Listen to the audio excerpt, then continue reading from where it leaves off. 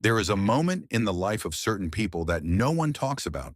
It's not in the self-help books. It's not on social media. There is no beautiful name, no ritual, no birthday party. It's the moment you stop. Completely. Not tired, not of weakness. You stop because something inside you, a part that has always known more than your conscious mind, simply refuses to continue.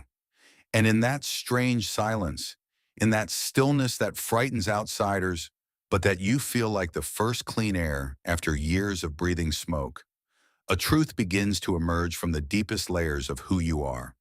You realize that you have spent whole years loving what you did not see. I'm not just talking about people. I'm talking about versions of yourself that you've fed out of fear. I'm talking about roles that you played because that's what they expected. I'm talking about a way of existing in the world where your love was always the currency you paid to deserve a place. Carl Jung, the greatest explorer of the unconscious that the world has ever produced, said that before true transformation, the soul needs to go through what he called symbolic death. It's not drama.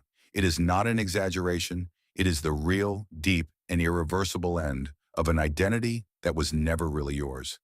And I need to tell you something that maybe no one has told you before. That moment you're living right now, that strange distance from love, that feeling that something in you just doesn't want it anymore. It is not the end of your ability to love. It's the beginning of your ability to truly love. For the first time, himself. Stay with me until the end of this video, not because I'm going to give you answers, but because what is happening to you has a name, it has a direction, and it has a destination. And that destiny is more beautiful than anything you have ever called love to date. When the soul closes the door, the silence that precedes everything. There is a kind of silence that is not absence. It is presence. A dense, almost tangible presence that begins to occupy the spaces that were once filled by the constant agitation of who you were. It is not empty. It is, perhaps for the first time in a long time, plenitude. A strange fullness, uncomfortable at first, because you have not been trained to recognize it.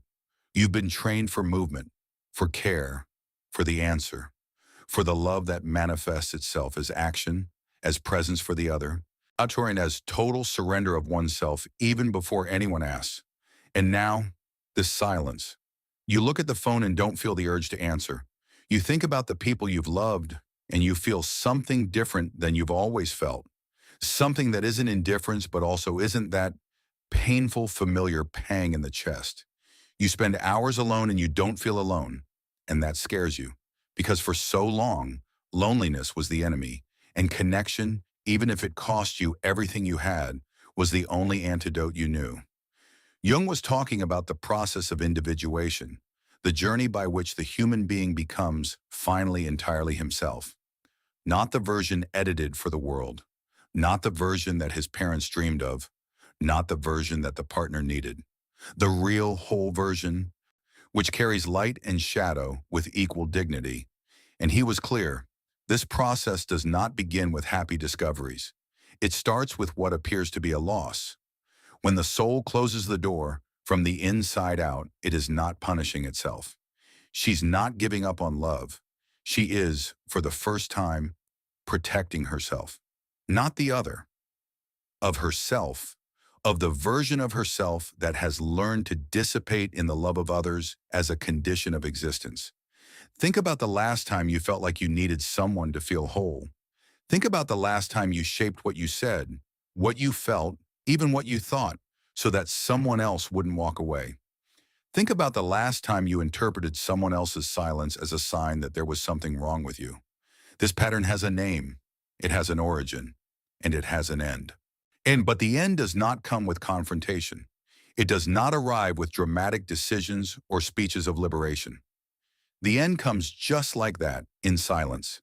The soul closes the door softly, almost tenderly, as if tidying up the room of a child who has finally fallen asleep after a long night. You are that child, and what is happening is not abandonment. It is the beginning of the deepest rest you have ever had. There are people in this world who come to life with a sensitivity that is not comparable. They feel the pain of others before it is verbalized. They capture the tension in the air of an environment before entering it. They love with an intensity that the ordinary world can rarely comprehend and, therefore, rarely reciprocate. You're probably one of those people.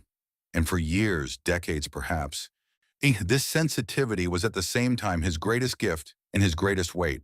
Because no one taught you that feeling so much doesn't mean owing so much. No one has taught you that your capacity to love is not a debt to be paid with continuous and exhaustive surrender of yourself. The silence you're feeling right now isn't the sign that you're breaking down. It's the sign that you're finally whole enough to stop breaking up. The soul closes the door, not out of spite. It closes because it knows that on the other side, outside the noise of all the demands that you have always met before your own, there is something waiting for you.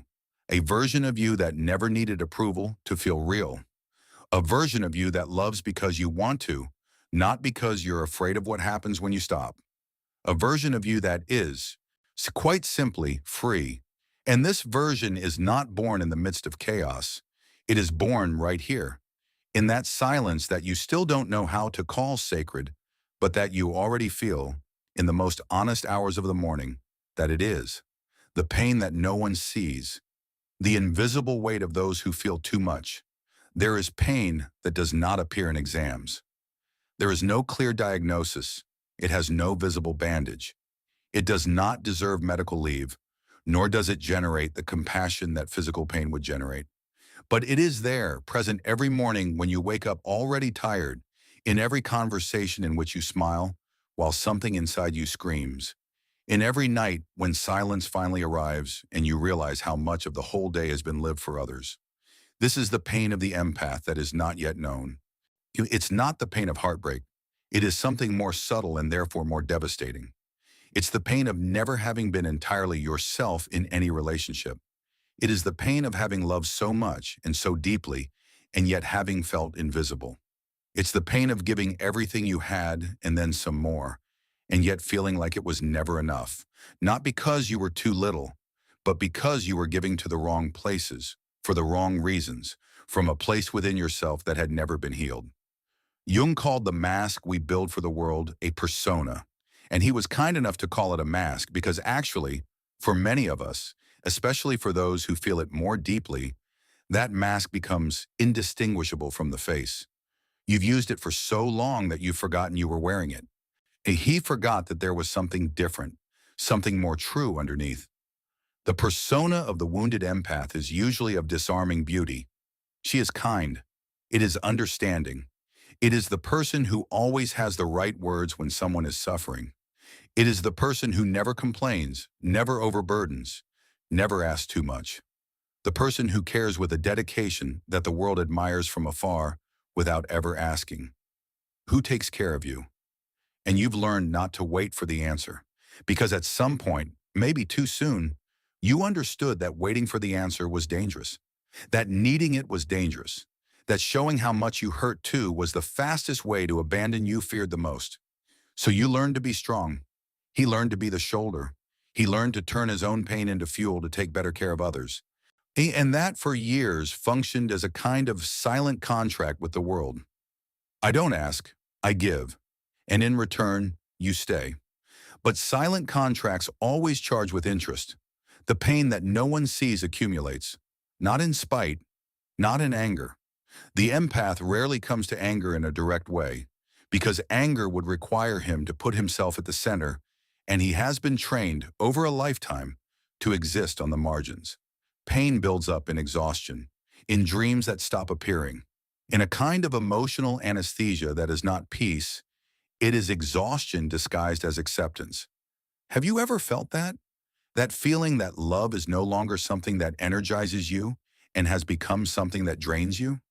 Not because you stopped loving, but because the way you loved was never sustainable. It was never fair to yourself. It never took into account that you are also a being that needs to be received, not just a being that gives.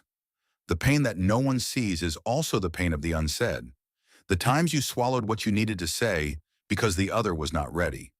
Of the times he diminished his own experience so that the others could occupy the whole space.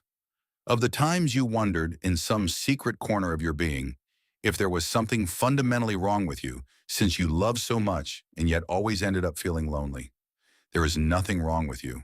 There is something profoundly right, so sure that the ordinary world still doesn't know how to receive it. But recognizing this pain, looking at it without judgment, without the urgency to immediately transform it into a lesson or overcoming, is the second step of your liberation.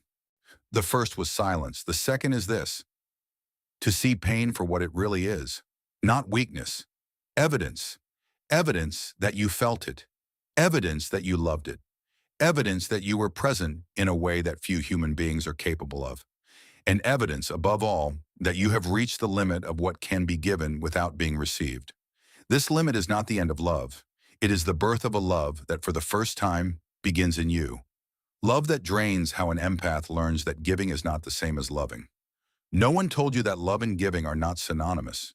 It seems obvious when it is written like this.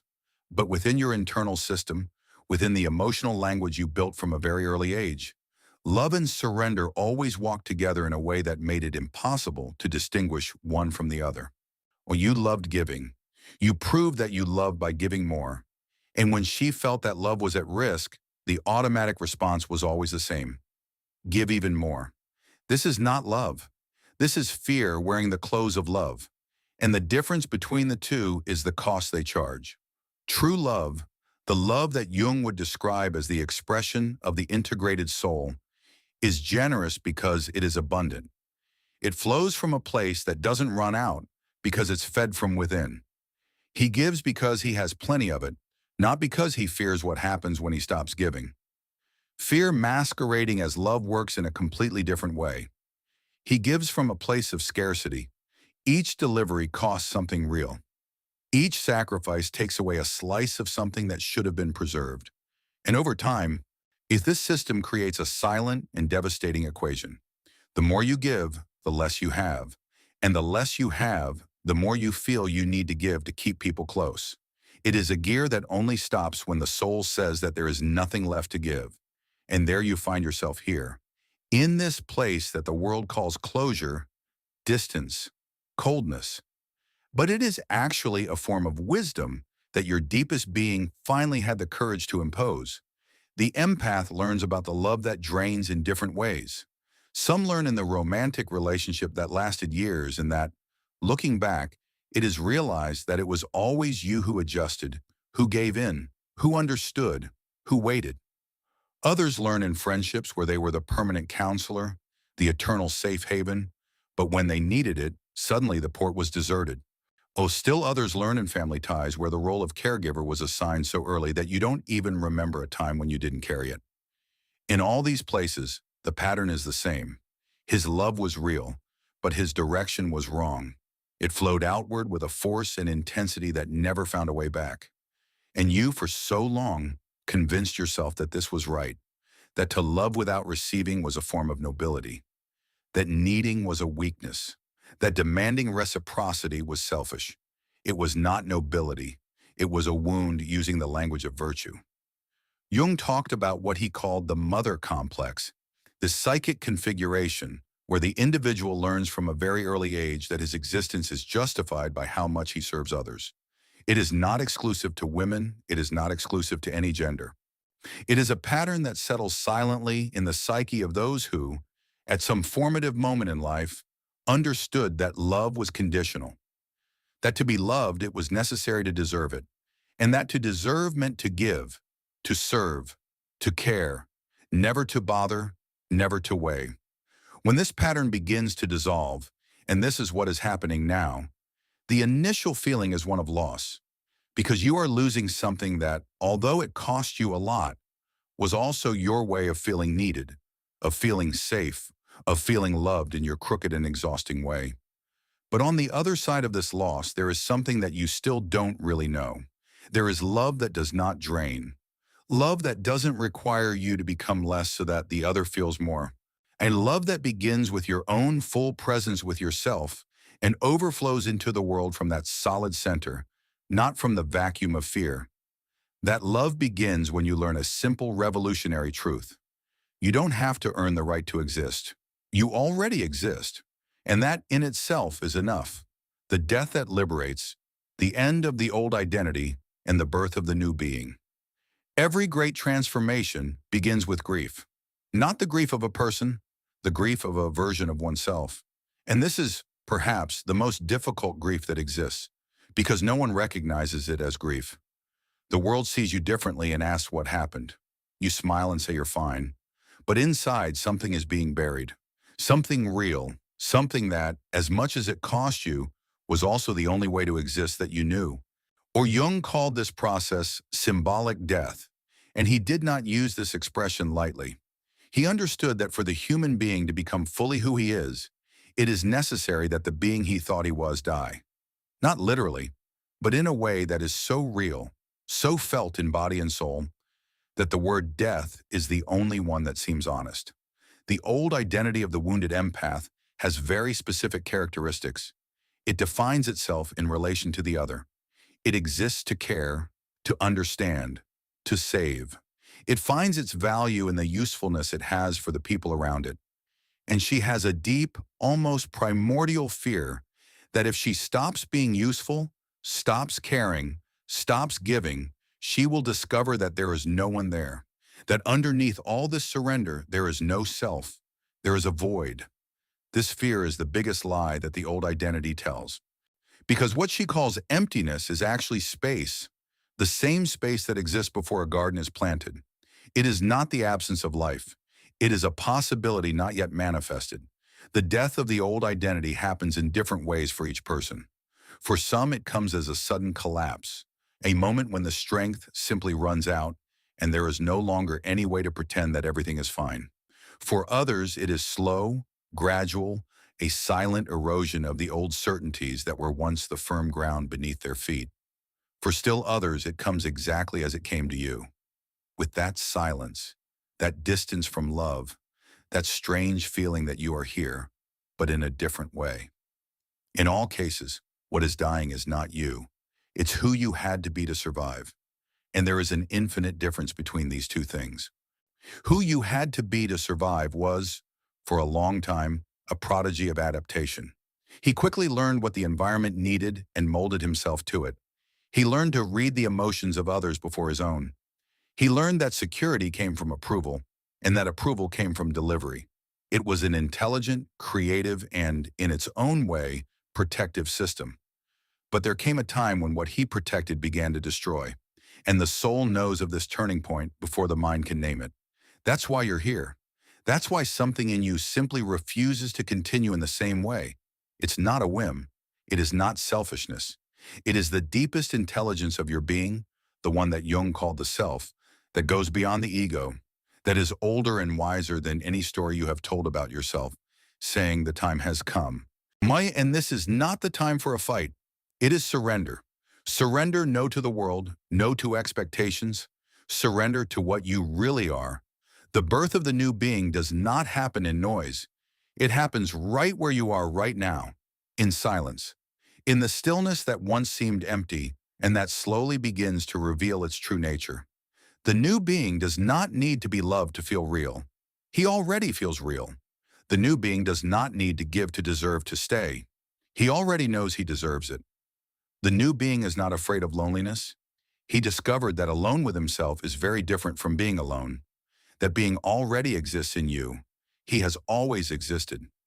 It was only covered by layers and layers of adaptation, of fear, of misdirected love. The death that is happening is not the end of you. It is his debut. Each silence is home. Learning to inhabit your own presence. You have learned to live on the move, not the physical movement necessarily, but the constant internal movement, concern for the other, anticipation of the needs of others, analysis of the dynamics of your relationships, the eternal monitoring of how you were being perceived. If you had done something wrong, if you could have done better, if the other was okay, if the other still wanted you, if you were being good enough. This movement never stopped, until now. And now that it has stopped, or is stopping, slowly, like a city that calms down at dusk, you don't quite know what to do with that silence. It looks too big. It seems that it should be filled with something. It seems that staying here, simply here, without an external purpose, without someone to care for, when without an emotional urgency to attend, is somehow wrong.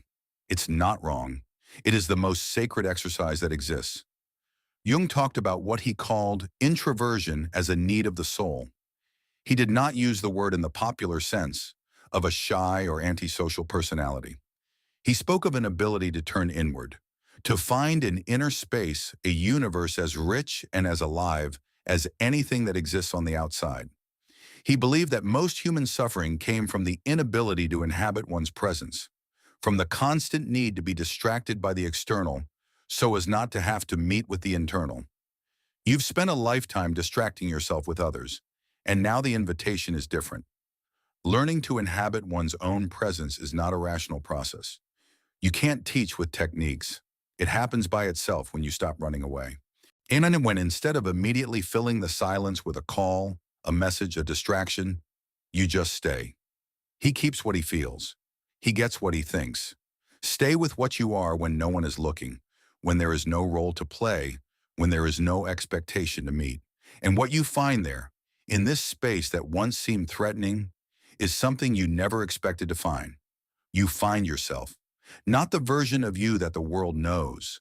Not the version that cares, that gives, that smiles while inside it is exhausted. But the version before all that. The version that came into the world with a singular sensitivity, with a capacity for love that is genuinely rare, with a depth of insight that most people around will never achieve. This version is who you've always been, and she was waiting for you to come back. Silence is home is one of the most subtle and powerful transformations that can happen in the life of an empath, because it changes the relationship with everything. When you stop needing the other to feel complete, what you offer to the other completely changes its nature. It is no longer anxious delivery. It becomes a generous presence. And the difference between the two is not in the size of the gesture, it is at the origin of it. Anxious surrender comes from the fear of losing. Generous presence comes from the abundance of being. When you learn to inhabit your own silence, your own company, you discover that you didn't need as much as you thought. That relationships that required you to dissolve in order for them to survive were never the right relationships for you. That the love that needed you whole, vulnerable, present, but also steadfast, also centered, also rooted in yourself. That love is yet to come. Or maybe it's already here, hoping that you'll become the person who can receive it. Silence is not loneliness. Silence is the ground, and you're finally learning to stand up. The best chapter begins now, the silent rise of the empath who found himself no one will notice right away. That is the nature of silent ascension. It doesn't come with ads. It does not have the drama that the world would expect from such a profound transformation. You don't wake up a different day in a way that everyone can see. Change happens inside, in layers, like the tide that rises without haste and without alarm, and that, when one notices, has already completely transformed the landscape. But you'll notice. Why? You'll notice the day someone tries to put the weight on you that you used to carry automatically, and you'll feel something different from your usual guilt. You will feel clarity, a quiet, almost tender clarity that says, "It is not mine to carry." You will notice the morning you wake up and realize that the first thought was not about someone who needs you, but about something you want. A wish of his. Simple perhaps, but entirely yours. You'll notice in conversations where you, for the first time, talk about what you feel without first checking if the other person is ready to listen.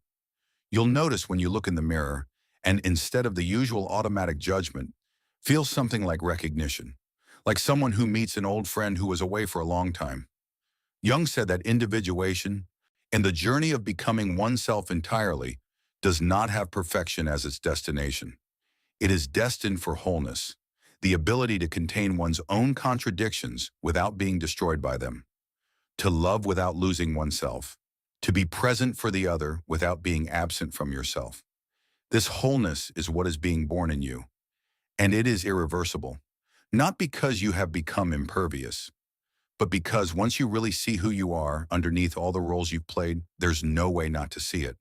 Once you inhabit, even for a moment, the stillness of your own being, there is no longer any way to believe that you need to dissolve into the other to deserve to exist. The best chapter of your life won't start when you find the right person. It will not start when the external situation changes. It will start, and it is already starting, from the moment you decide, perhaps for the first time, to be the right person for yourself. The empath who found himself loves no less. He loves differently. He loves with his feet on the ground and his heart open. He loves with the clarity of someone who knows what he can give and what he needs to keep. He loves with the awareness that his sensitivity is not a burden to be managed, but a gift to be honored. And the right people, those who have the depth to receive you whole, will recognize that. You will feel, even before you understand with reason, that there is something different in you, a solidity, a presence, a kind of calm that is not indifference, but that is love that does not need approval to exist. That's the rarest version of you. The version that reached the other side of the pain and did not become bitter. The version that went through the fire of self-loss and came out not destroyed, but refined. The version that can look at everything you have lived, at all the times you loved too much in the wrong directions, at all the moments when you got lost in the other, and say honestly and without rancor, I needed all this to get here. Jung believed that the human soul has a purpose, not a purpose imposed from outside, a purpose that emerges from within as the individual has the courage to become who they really are. Your purpose is not to care for others at the expense of yourself. Your purpose is to be so entirely yourself that your mere presence becomes an invitation for others to become more whole as well. This is unlike anything you've done so far. And it's so much lighter. The best chapter has already begun. It started the moment you stopped. The moment the silence came and you, instead of running away, stayed. In this seemingly small act, in this almost invisible choice to stay with yourself, the entire universe of what you can be has opened up before you. You're not at the end of anything. You are at the beginning of everything. And this time, you are present to live.